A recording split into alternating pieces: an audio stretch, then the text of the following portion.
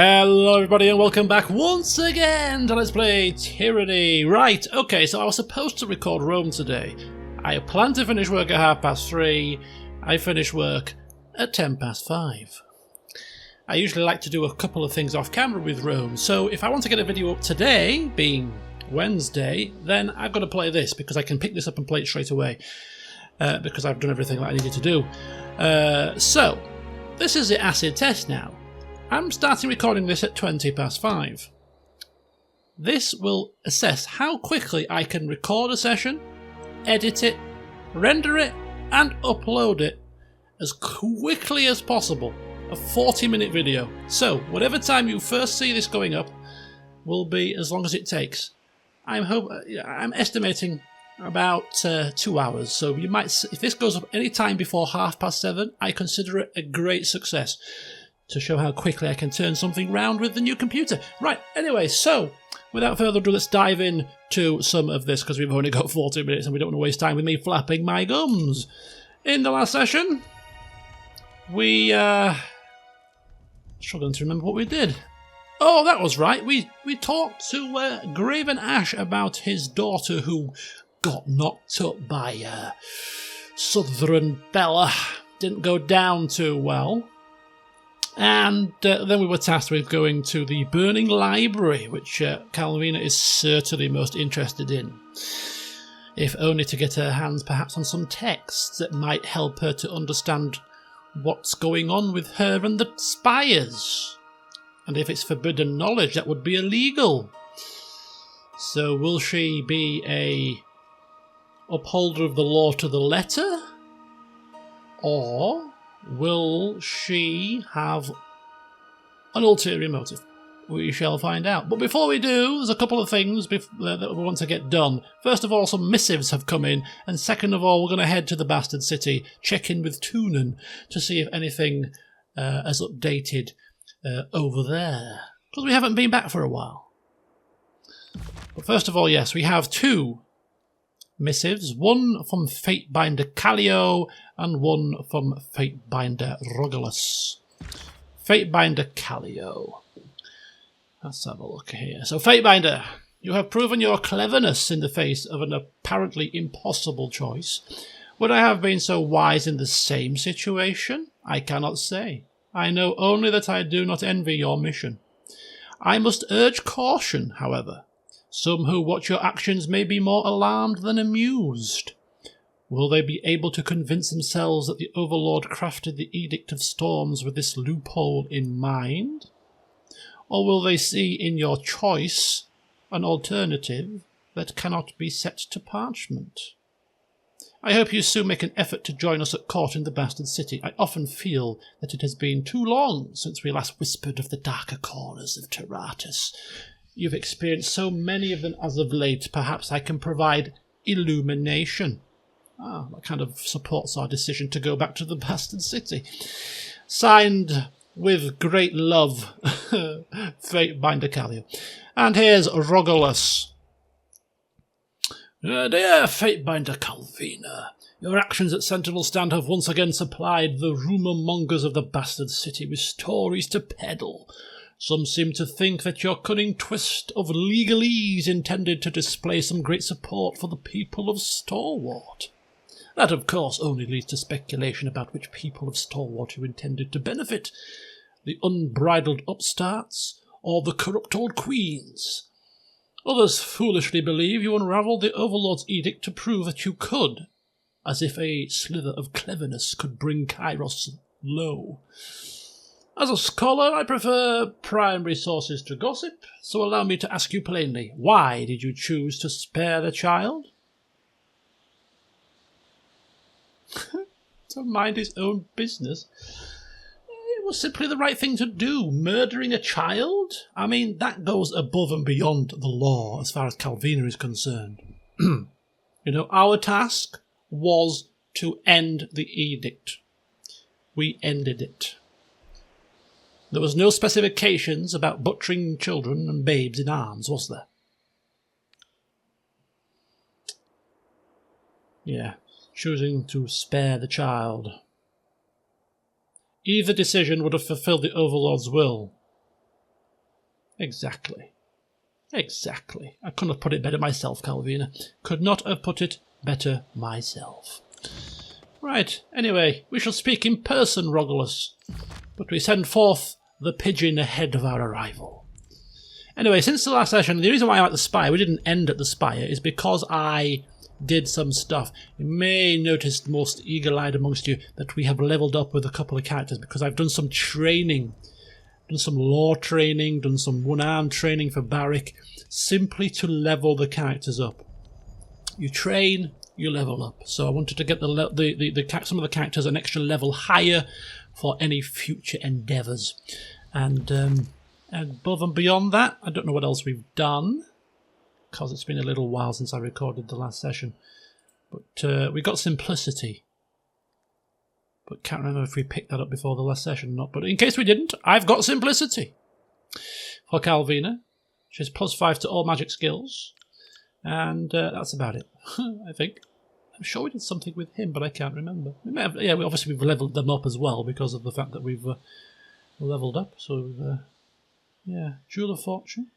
I'm sure somebody got, yeah. No, the Rust Charm. I assigned the Rust Charm to Verse. We picked up the Rust Charm. It was given to us by Ash's daughter. So, yeah, there's a couple of little odds and sods to tidy up since the last session. But anyway, we've got important things to attend to, such as checking in with the Court of Tunon.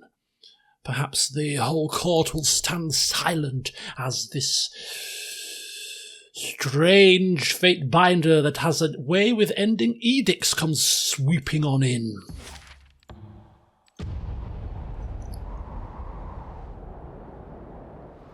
Let's see what happens. This could be an interesting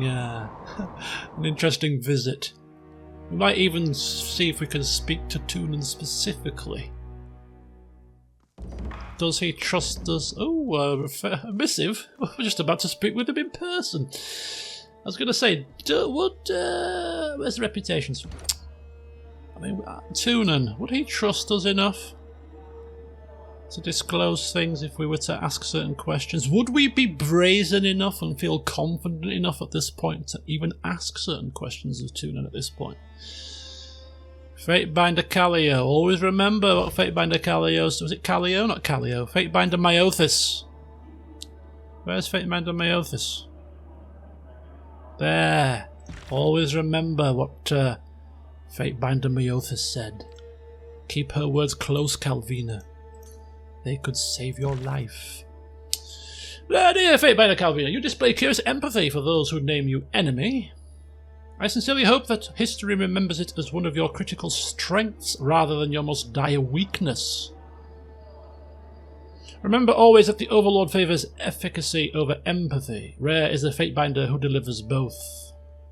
You do not need to take advice from a Fatebinder who barely moves from Tunon's court. Right. Ooh, and Blended Mark. We can speak with him as well. Oh, lots to check in with here. Exciting times. Probably going to be another session of talking, but hey-ho, sometimes these are the best sessions I find, where things twist and turn, developments are hard. So there's Tunon, and here's the other Fatebinders. We've got Nunaval, we've got Callio, we've got Regulus. Let's go and check in. We speak again! So let us speak genuinely and at length with one another. Now, of what matter would you have us discuss?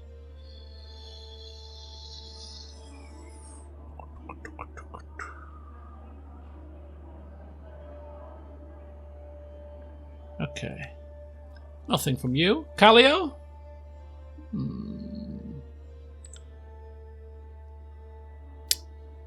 Has she been spying on me?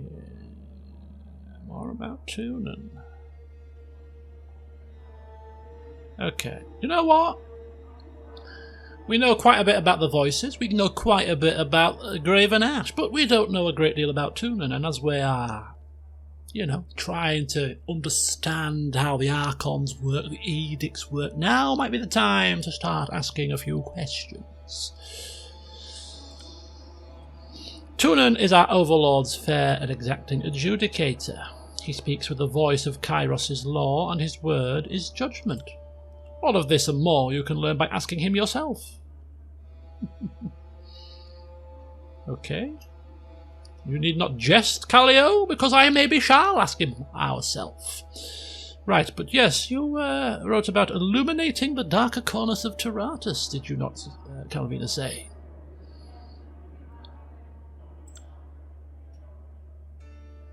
In a private missive, yes. There are things I won't discuss within the hearing of outside ears.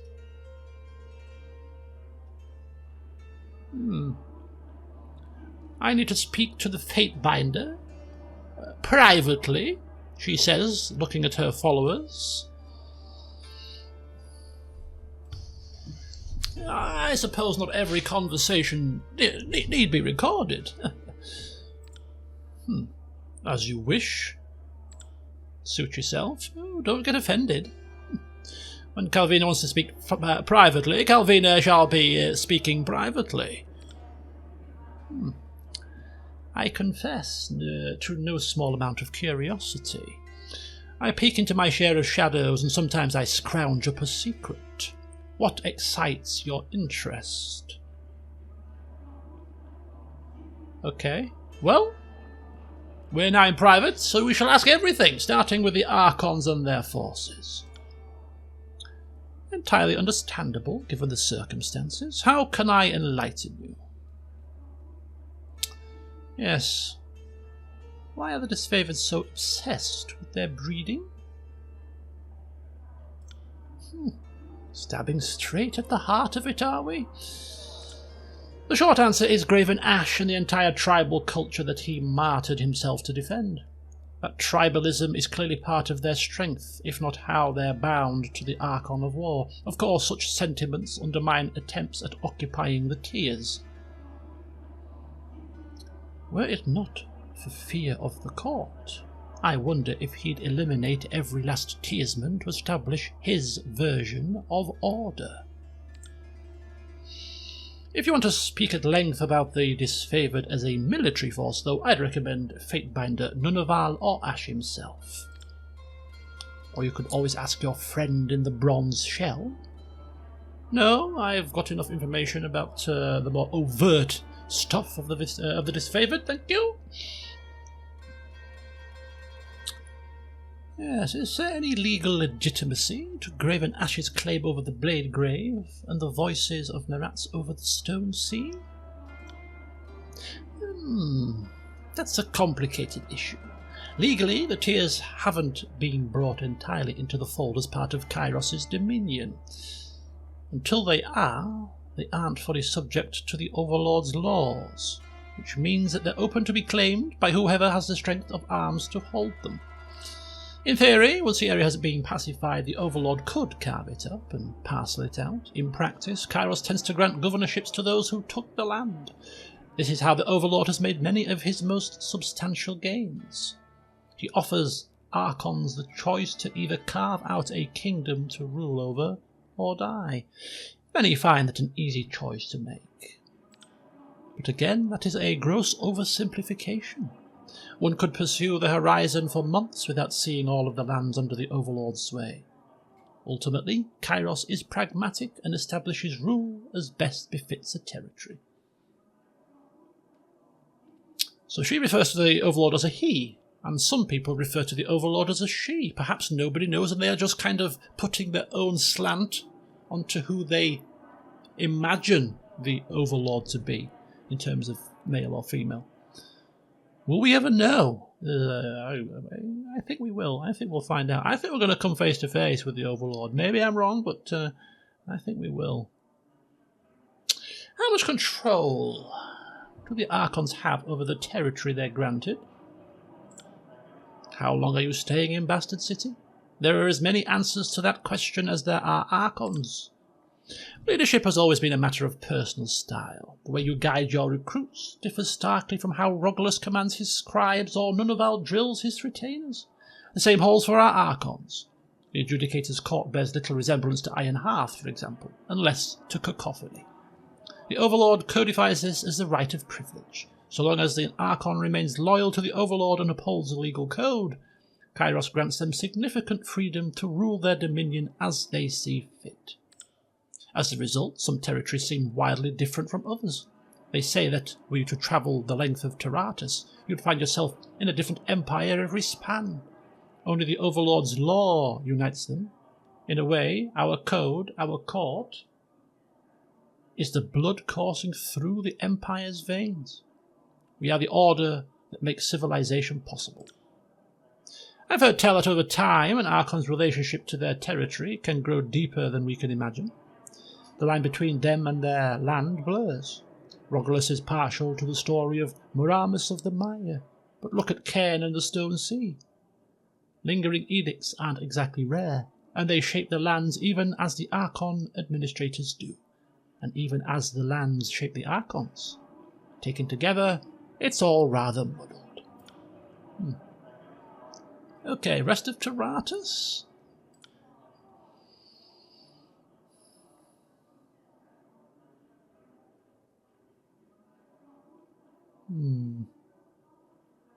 Less interested in these two questions, but certainly about any other armies, other than the Scarlet Chorus or the Disfavoured, for example.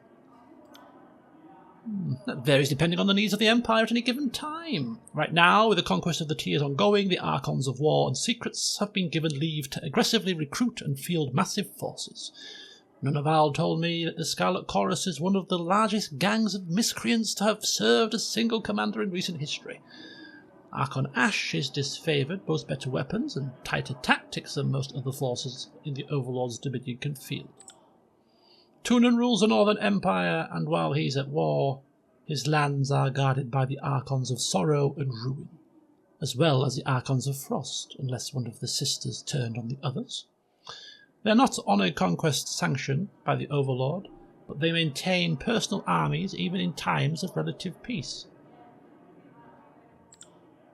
And beyond that, well, the Overlord has dozens of Archons, most with their own lands, armies, and magical guilds.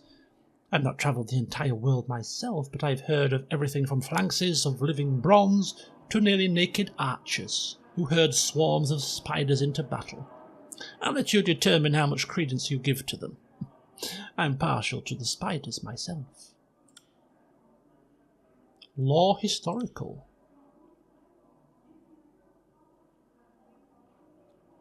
I think we're going to keep that card close to our chest.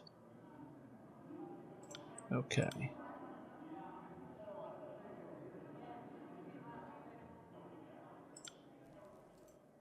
Okay, Rogulus.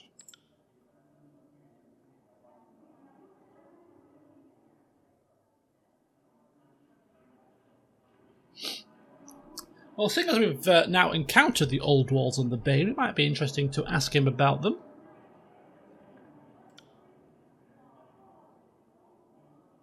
Although, yeah, why not? Asking about the old walls to start with.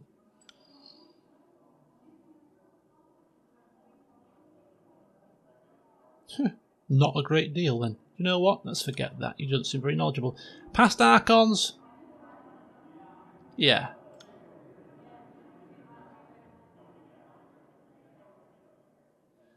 A man of few words. Fine. Let's go and speak with the old Archon himself, the Adjudicator, Archon of Justice. Oh, could this Calvina is she dicing a bit too close here to the wind? On it. Better save it before this goes horribly wrong. You return. It is gratifying to see that the war has not caused you to forget your roots. What is it you wish to know?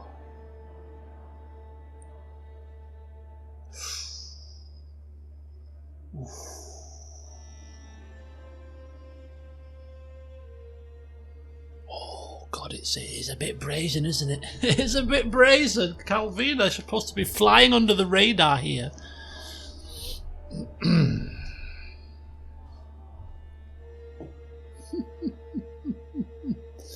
Oh my God, it really... Oh. She's going to do it. Kairos, not so much. Yeah. Oh no, I'm cringing doing it, but Calvina, well, she's just beginning. Yeah. Curiosity is not a trait that I encourage in my servants. Too often have I witnessed such activity leading down a path to lawlessness. However, if you feel that a better understanding of me will inform your work, then I will allow it. What would you know? What's the deal with your mask? And can I have one?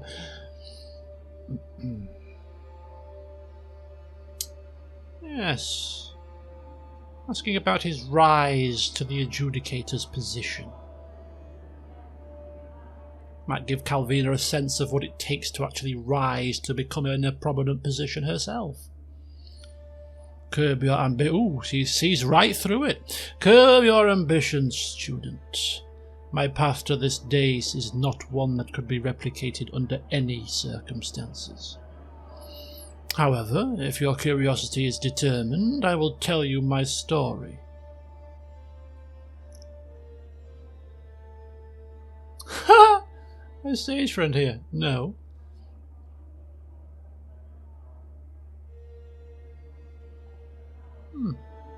Perhaps, I mean, it's almost like he can see straight through us, isn't it, really? But Calvina, having her way with words and loopholes, I suppose, trying to spin it from a context of her being able to do her job more thoroughly. Ooh, he likes that. An admirable pursuit. Well done, Calvina. You know much of Kairos' law and the maintenance of order already. I've heard of your many loopholes that you have uncovered. My history may tell you something of how it can be used to win wars. I came into the world centuries ago, before the dream of a unified Northern Empire was fully realized. My home country lay far from the borders of Kairos' realm, and our conquest was a matter of distant speculation. Decades before rumour of Kairos' approach grew into panic volume, I familiarized myself with the intricacies of her law. It took me no time at all to realize the benefits of our inevitable subjugation. I took it upon myself to rise in my country's governance as an arbiter of law and drafter of covenants, building some notoriety for my execution of fair justice. As my influence and the trust of my people evolved, my decisions transcended to define future precedent. What my countrymen could not have surmised was that I had woven into our customs the very backbone of Kairos' law. I set the stage for the conquest of our floundering nation to join the Overlord's empire. By the time the Overlord's armies presented themselves and offered terms of surrender, we had adopted Kairos' peace in all but name. Our absorption into the Northern Empire was a matter of legal formality, negligible changes to our already beloved document of law. The people credited me as the architect of peace, and for a time called me Tunon the Fair. As my importance grew in their estimate, Kairos could not help but learn of the part I played in her bloodless victory.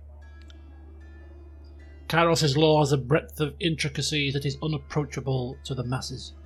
I was chosen to interpret and represent the Overlord's will across the Northern Empire and beyond, this time as adjudicator. It is my pride, my duty, my life.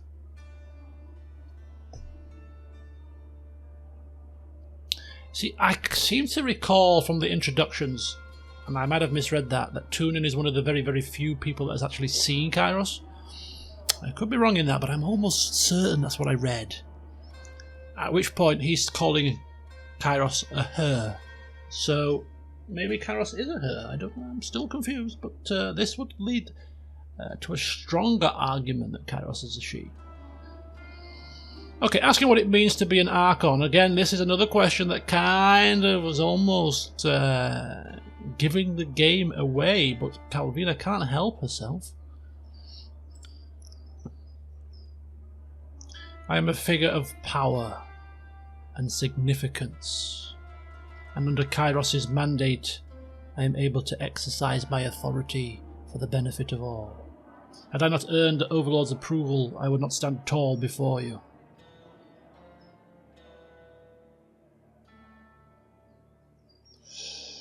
How much further do we wish to question? Can anyone become an Archon? Well, we've started down this path. Absolutely not. Only a precious few grow into this authority. Were it otherwise, Tyranny would descend into pandemonium. Of those few who rise into power, fewer still have the self-control to make lawful use of their talents, and of those who can, fewer still are deemed worthy of Kairos' approval.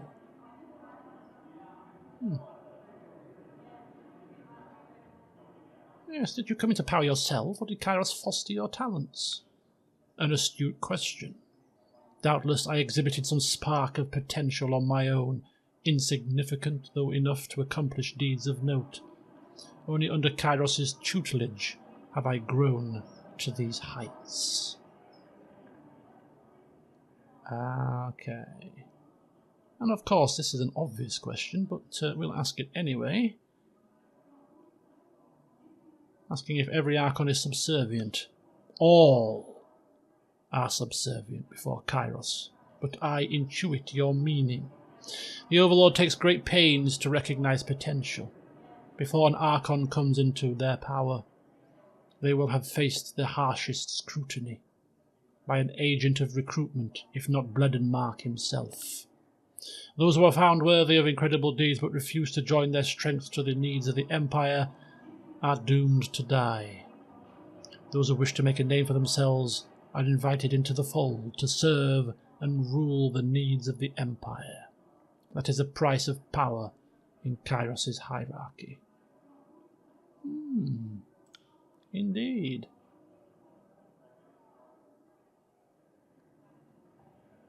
And did you come up with the office of the Fatebinders yourself? Indirectly, yes. Just as I am the representative of Kairos' law across Tyranny, you are the face of my judgment for the people. I took inspiration from the Overlord's example, as we all should. The people needed an approachable face to settle their grievances, and I am not available to adjudicate on every sharecropper's dispute. The Fatebinders were an inevitable solution. What's the deal with your mask? I do want to know that, but I think that's even a bridge too far for Calvina. What's the deal with your mask? It almost sounds like an insult. Right. Nothing further, Your Honour. He entertained our questions. I think that's progress, to be honest with you. I reckon that if we didn't have a good favour with him, some of those questions he probably wouldn't have answered. Yes. Will do. Calvina, getting a bit brazen. But she's got away with words. She kind of convinced the Fatebinder that the Fatebinder? How dare I? The adjudicator that we were simply seeking information to allow us to do our job better as a Fatebinder and better administer the law. Why else would we ask such questions? As if we have designs on advancing ourselves any further than we currently are. Don't be silly now, don't be silly. Remember years back when I told you justice is just the name for the biggest sword in the realm? Claiming the Dauntless is part of establishing your own might, your own authority. Even if you dislike its heft, I'd advise you to keep the blade close. It has symbolic value beyond its martial applications. Of course, any authority you may be carving for yourself is sanctioned only with the understanding that it's for the greater glory of Kairos. And what else would it be for? What else would it be for? Right, well, that was not as much information as I was perhaps expecting to get from Tunon's court, but given that we were not tasked with actually going back here through any sort of quest, we got some very useful information out of that, actually. So, checked in, and now heading out to Effigy. The burning library awaits. I've got a feeling that this could be a rather interesting path of the story for Calvina. We shall wait and see, but I got a sneaking suspicion this could be very interesting. Right, so Spire, we got some more stuff available, and we've arrived at Effigy. We need to locate and free the captured oath-bound soldier Marek. This is a pretty small map area, and we're at 30 minutes, and I've only got about 10 minutes to go before I've got to literally stop recording and start editing and rendering. So we'll just finish off in this particular zone, and then we should be good for today's session.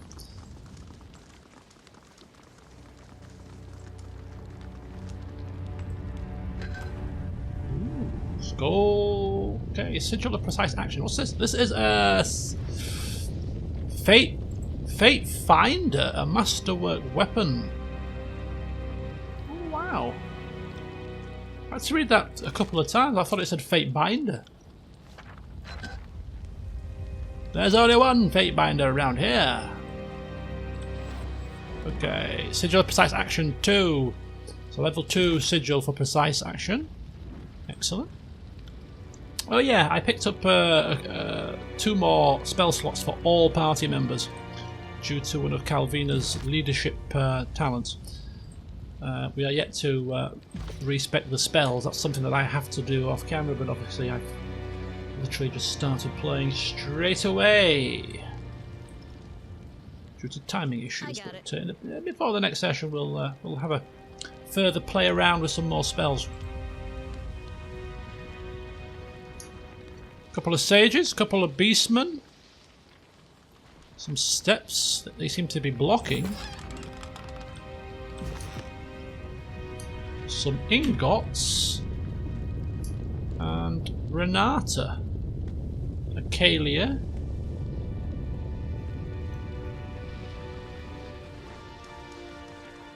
and there's Marek. He's actually up there tied up.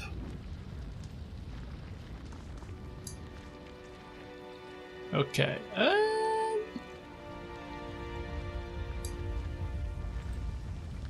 How's this gonna go? How's this gonna go? I'm gonna put myself kind of here, just in case we need to back up, because this might not go too well. But Calvina will do the talking. As you approach, you see a stern-faced woman having a heated discussion with a frightened young man. She holds a piece of paper in her hand and punctuates every few words with a pointed tap on the sheet. The young man turns bright red and takes 2 shuffling steps backward, his eyes casting about for help from the group, but no one gathered will meet his gaze. Finally, the woman throws the paper at him and says dismissively, "We are done here." And off he tootles.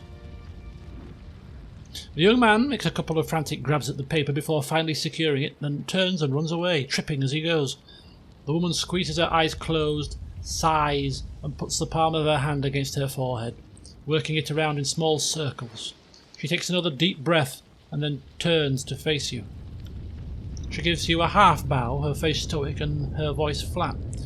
"Fatebinder, the last thing I expected here was a representative of the disfavoured.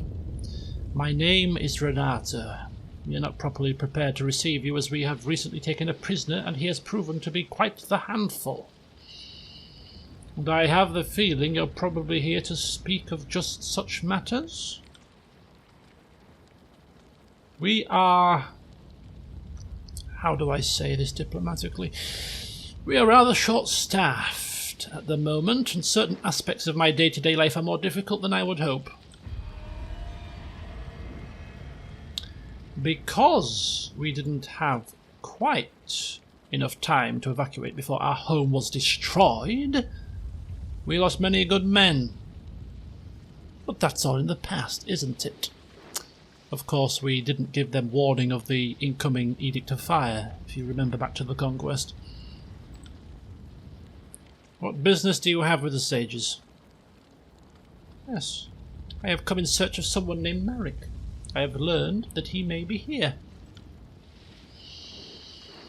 He is here, all right. Our captive, and he isn't going anywhere. Yes, I don't propose to liberate him, I simply need to talk to him. Well, considering he was probably sent to finish the job the edict started, which would mean you're probably here to check up on him, why ever would I let you do that? Because he might be more inclined to talk to me. Absolutely not. The last thing I need is you two colluding against me. Now, I'm incredibly busy and have work to do, so leave me be. We are not criminals, Sage. Whatever else you might think, we are the ones in the right here, and you are simply an obstruction to be moved aside. By force, if need be. Easy for you to say when you stand as tall as the library stacks. Come down to my level if you want to pick a fight, you great iron spire. I shall say this only once. You are standing in the way of Kairos's forces. And I have scattered group to collect and lead. Everyone has hardships, and I really don't care to hear about yours. Kairos has done enough damage. I will not allow it to continue while I am here. You can bluster all you want. You will not be speaking to the prisoner. I do not usually give people 2 warnings. However, I am feeling particularly generous today. Let me talk to Marek, or you shall suffer the consequences. It appears you wish this to end in blood. So be it. You will find the sages aren't so easily silenced. Guards, we are under attack. Oh, God, I knew this was going to happen. Right, okay. Because Calvina doesn't do diplomacy that well, does she? Go. More talent for the fighting power. Right, we got it. We got this. We got this. Let's go. What the hell is happening? Oh my God. Okay. Perhaps we should have actually got our spells sorted sooner rather than later, I think.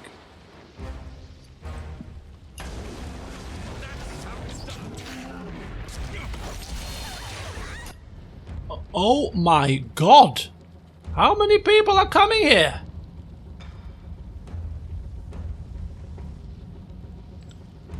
False pit. Okay, they're going down, right. You just need to make sure that we keep him alive. Barik is the key to this. These are sages, so they should be quite squishy in the grand scheme of things.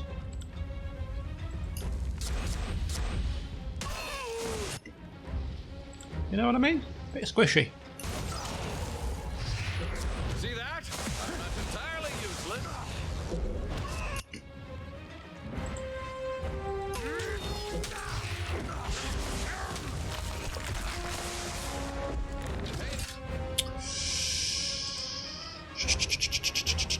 He's still doing alright, is our Barik? He's still doing alright. Attention, kids.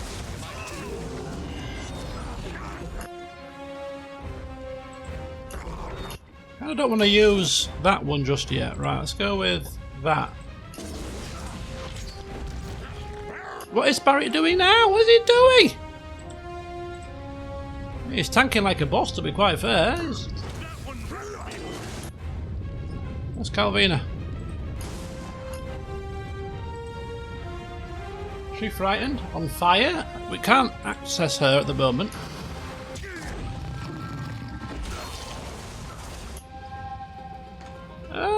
Right, are we back with us, Calvina, love?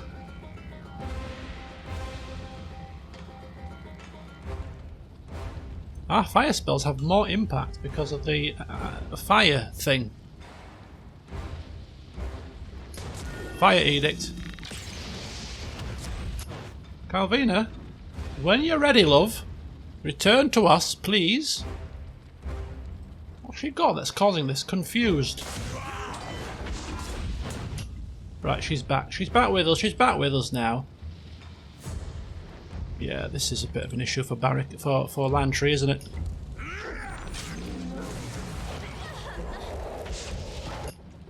Oh my gosh. Lantry? Lantry, just come out of this for a second, please. Keep the tank up, if you will, and then I shall do some more of this. Thank you.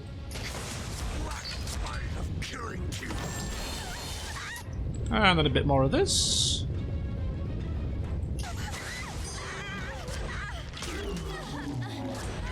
And a bit more of this. And a bit more of this.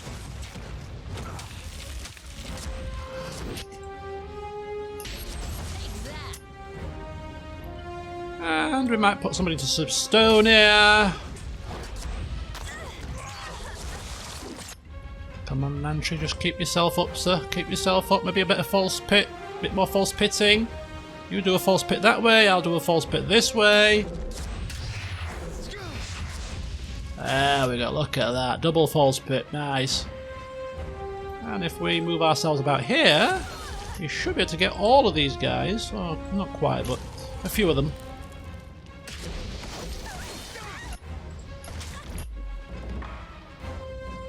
Ooh, we've ruffled a few of the sage's feathers, it seems.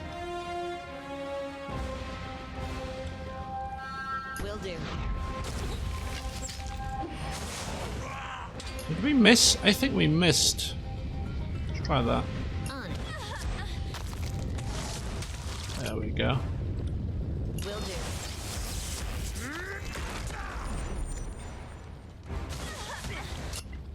This is useless. I should try something else.